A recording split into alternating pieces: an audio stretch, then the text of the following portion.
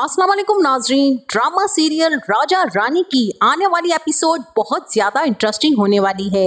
आने वाली एपिसोड में रानी किस नई मुसीबत में फंसने वाली है और क्या इस मुसीबत से निकलने के लिए रानी लेगी ज़ावियार के बाप की मदद। तो ये सब जानने से पहले अगर आपने हमारे चैनल को अभी तक सब्सक्राइब नहीं किया है तो बहुत शुक्रिया के साथ पहले चैनल को सब्सक्राइब कर लीजिए। जैसा कि ज़ावियार की गुमशुदगी की खबर सोशल मीडिया पर चलाने के बाद ज़ावियार के कजन जुनैद ने पुलिस वालों को ये कह दिया है कि ना ही ज़ावियार बचना चाहिए और ना ही उसका कोई हमदर्द बचना चाहिए।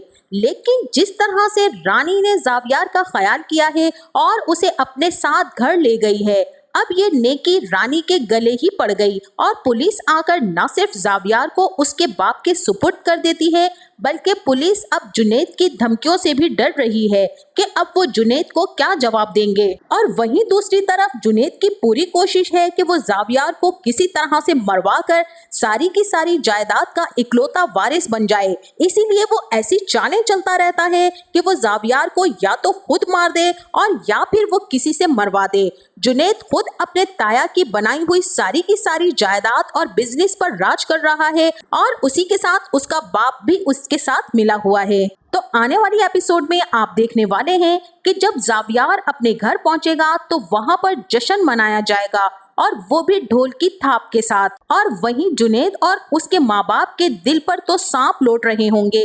अब ज़ावियार तो अपने घर पहुंच चुका है लेकिन उसके जाने के बाद रानी अब भी ज़ावियार के बारे में ही सोच रही होगी और वो ये कहेगी कि ज़ावियार ने तो मुझे मेरा राजा याद करवा दिया। जबकि दूसरी तरफ आप ये भी देखेंगे कि यहाँ पर ज़ावियार के भी ख्वाबों में रानी आ रही होगी, वो भी रानी के बारे में ही सोच रहा होगा।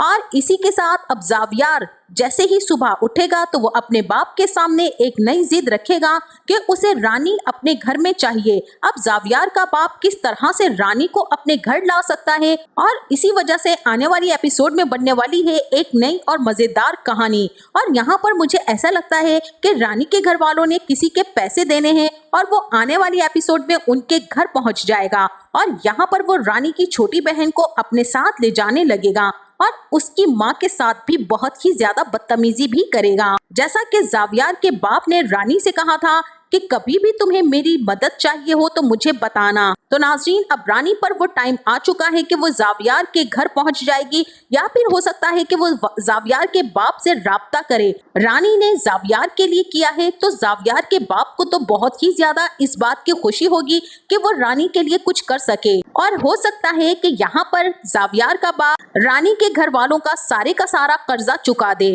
और उनके घर से ये मुसीबत निकाल दे। अब यहाँ पर रानी ज़ावियार के बाप से कहेगी कि आपके मैं इतने सारे एहसानात का किस तरह से शुक्रिया अदा करूं और मैं आपके ये एहसानात किस तरह से उतार सकती हूँ। तो यहाँ पर ज़ावियार का बाप कहता है कि ज़ावियार के साथ रहकर, हमारे घर में रहकर। तो इस तरह से नाजरीन यहाँ पर रानी अपनी मैकेनिक की शॉप को छोड़कर और वो सारे का सारा काम छोड़कर अब सिर्फ ज़ावियार के साथ रहेगी और उसका ख्याल रखने के लिए उसके घर आया करेगी। अब ज़ावियार और रानी की कहानी मजीद दिलचस्प हो जाएगी जिसके बाद बहुत सारे राजों से पर्दे उठने वाले हैं और रानी ज़ावियार की मदद करते करते अपने राजा को पालेगी।